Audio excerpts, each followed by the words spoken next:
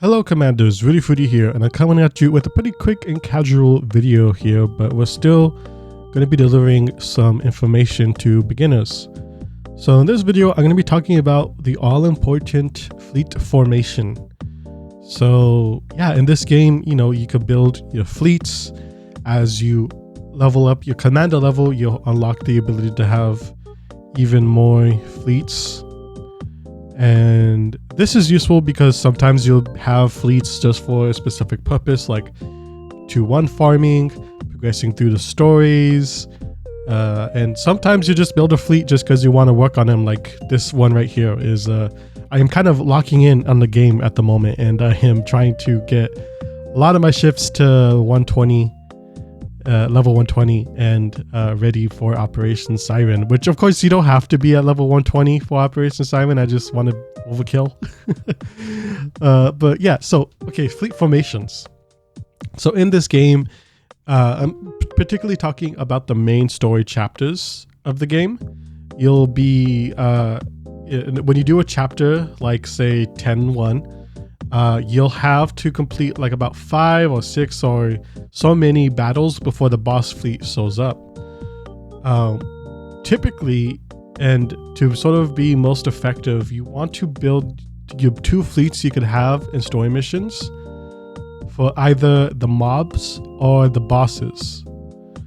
And the kind of ships you have on each fleet is going to kind of differentiate a little bit. So let me explain what I mean by that. So the mob fleets are sort of running a marathon. They're going to be doing most of the fighting against the mobs, the enemies, before the boss shows up. And the boss fleet is there just to only fight the boss. Now, this is of course less important at lower levels because you could just out-level your opponent. I would say from like, heck, 1 to 12. You could just out level the characters. Like, I mean, I'm doing I think 11. I could probably do chapter 12 content with this fleet, just because Perseus will carry the group, and so will Queen Elizabeth. Even though my Vanguard is relatively weak compared to the content that they're doing, so there's that. But I'd say chapter 1 through 12 you could kind of get away without worrying too much about fleet composition, just muscling through, leveling up your ship girls, and powering through the levels. But when you get to 15, 14, 15, and also Operation Siren, fleet composition becomes a lot more important. Again, kind of meandered there, but let's get back to what you should be bringing on your mob fleet specifically. Okay, so the most important thing a mob fleet needs is a healer. Perseus is probably the best healer still in the game. And it just so happens that she is super lovely with pink hair, and I love her. But yeah, so you definitely want a healer. It could be Perseus, it could be Unicorn. As long as it's a ship with a skill that heals your Vanguard pretty frequently. Is it? Yeah. Heals all ships in your Vanguard for 7% and your main fleet for 3.5% of their respective max XP. So yeah, Perseus is going to be healing your Vanguard and main fleet pretty often, which is very helpful because Perseus is going to be involved in a lot of fights, and so are the ships with her. So keeping them healthy is going to help them clear out those stages. Now, you sort of want a main damage dealer, but I think with the mob fleet, I think having a ship with also a utility skill is pretty important.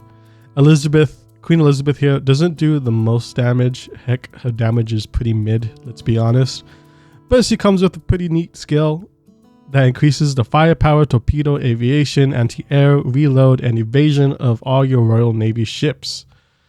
So yeah, she's kind of buffing just every single Royal Navy ship you have on your fleet. It's a pretty decent buff. And because of that, is why I have Royal Navy ship goals up here on the front. Perseus also gets a bit of that buff as well, since he is no Royal Navy, but not Aquila or Aquia. I'm not too sure how to pronounce the name. I apologize. But yeah, having a ship that does a bit of utility that kind of helps out buff your stats of your Vanguard, your other ships, is very useful. So yeah, there's that. And then Aquila here is sort of like a support, or what's the word, like a toolbox sort of character. So she has this skill: when the ship launches an airstrike, 61.5% chance to launch an additional airstrike. So she's kind of doing a good bit of damage with this skill, which I still got to level up.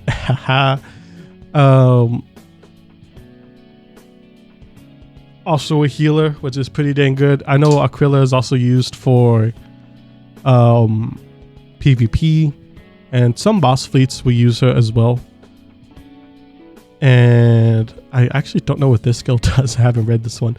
Reduces damage the ship takes by 12%. Okay, yeah, this is also a very good skill for just survivability as well. Like, this ship will take less damage.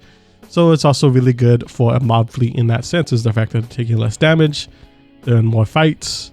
They're going to want to be taking less damage to have the stamina to last in more battles. So that's sort of the back line, okay? Now the front line, Vanguard.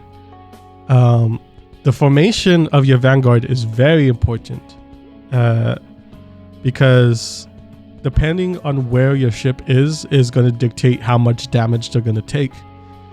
So if your ships are getting attacked, which they will be, the ship to the leftmost part, this is also called the front of the Vanguard, is going to be taking the most damage.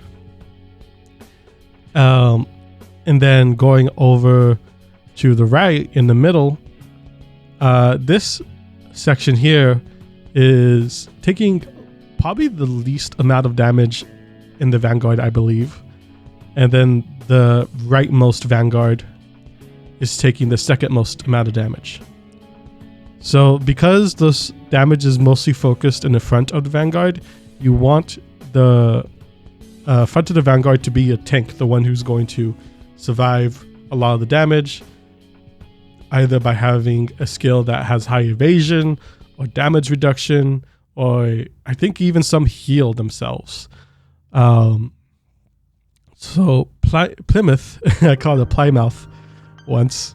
So Plymouth here, every 5 seconds fires a special barrage based on the skills level and becomes shrouded for 5 seconds. While shrouded, this ship takes 10% less damage upon becoming shrouded for the third time. She also restores 10% of her max HP.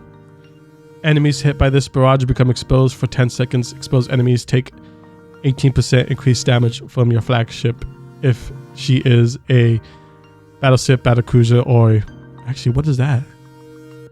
I don't know. I have to look that up. I know how to play this game. Yeah, so Plymouth here has Plymouth has a pretty neat skill where she sort of evades the damage that is coming her way, which is why you put her in the front. Now, because we're talking about tanks here, we're talking about the off tank, which is the ship to the far right. See, we have Sirius here. See, the ship in this section should be a bit of utility as well as damage dealing. So she has cover fire here, increases ship's firepower 20%, just a straight up damage boost. So it's going to be doing quite a bit of damage. And then her signature skill, increase aviation of all your CVs and CVLs by 10%, and increases their hit rate against destroyers, cruiser, is that cruisers? Carriers. Just the 10% for each CV or CVL in your fleet. Increases the ship's firepower, torpedo, and reload by 7%. So she has a buff to her backline, I believe. Oh no, those are cruisers, right? Okay. I know how to play this game. Yeah, she has a buff for other ships and including herself. So this is sort of a mix of an off tank, is that she is going to be buffing other characters. Also decent stats for defense. So she has 3,700, 44 health, which is kind of neat. And again, the damage as well. Okay, so that is your off tank. I don't know what I would call the center, but the center is also a utility sort of ship, less damage focused, more so like support. So let's take a look at these skills we have here. Throwing down the gauntlet, 20%. Oh, oops. Increase this ship's anti-air and evasion by 20% when the battle starts. If there are 3 or more Royal Navy ships in your fleet, increase the ship's anti-air and gun efficiency by 15%. Yeah, so this is an excellent skill for chapter 12 because there are a lot of planes that attack you in that stage. So yeah, this skill gives a lot of anti-air to take down those enemy planes. And let's check out air raid assistance. While this ship is afloat, increases the damage of all carriers in your fleet by 50%. Does not stack with the same skill. Yeah, so we got another support skill. She's going to be enhancing carriers, which is also why we have Aquila here as like one of the main damage dealers in this fleet. So this is sort of what a pretty standard looking mob fleet would look like. Is you got your healer in the back line, your main damage or damage and support, and then you got your support or utility and damage in the back, and then in the front you got your tank, your support, and your off tank. That's sort of the rules we got going on here. Also, don't ask me about the cats just yet. I'm still trying to learn what makes a decent cat. So I just sort of slap on whatever. I'm sorry. I probably don't even have like good enough skills for them to be decent cats. I just sort of pay attention to like if they're boosting like a certain faction, really. But anyways, let's move on to what a boss fleet would look like. This is a pretty extreme example. As you can see, we got 3 UIs in the back, 3 of the strongest battleships in the game. And yeah, so we still have the front line is still going to be pretty similar, where we have a tank, support, and off tank. But in this case, what makes the front line for a boss fleet different is instead of the support in the front, you kind of want to have more damage, which is what Shimikaze does. So let's take a look at Shimikaze in the Vanguard really quick. Yeah, she just has like damage dealing skills all around.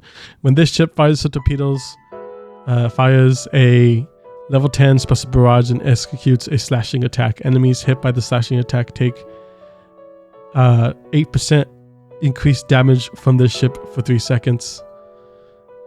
So yeah, she's just doing more damage the more she fires her torpedoes. So yeah, and then at the start of battle, when this ship fires torpedoes, finish reloading for 10 seconds, decrease the ship's damage taken by 50% and her damage dealt by torpedoes by 12%. Yeah, so it's going to be doing more torpedo damage and taking less damage. So she has a bit of survivability skills in herself, but she also does more damage. Yeah, so like I said, with the mob fleet, it was more of a marathon, and opposite is going to be the boss fleets that run a sprint. And for all the backline, just damage. You want to erase the boss fleet. So yeah, that take your strongest battleships, your strongest aircraft carriers, slap them on here. Shinano is really good, which is pretty great to mention because Shinano is pretty easy to get now. Now she's been added to the permanent pool of ships, and is also has a pity system on it and you add to the pity when you pull for a banner that is a non-UR event, which is great, and also just when you do your daily pull. So yeah, I guess that's it. Should I even discuss in detail what the heck a boss main fleet does? I guess one thing I should mention is that when building fleets for like the first like dozen chapters of the story, you don't really have to worry about armor type. Now, when you get to chapter 13, 14, and especially 15, from what I understand, I haven't done 15 yet, is that you will have to maximize the amount of damage you do, and take into account the enemy's armor type, which I have yet to figure out how to do that. I just sort of look up on Wiki, like, what is the enemy armor type in this chapter or this chapter. So the Wiki is a great resource for that. I would definitely be putting together the information for that, and I will post a video talking about enemy armor types in the future and how to deal with that. Just want to make this quick video to sort of help some people out with the fleet formations, to help them get through, make chapter like 11 and 12 a lot easier, and help them get through 13 and 14 for sure. 15 though, that's a whole other beast in itself. But anyways, that's going to do for this video. Thank you very much for watching. Let me know if you have any questions about the game that you want me to look up and sort of make a video addressing for you. Okay? Thank you so much for your support these past month. It's been insane. And I hope to see you in the next video. All right, take care.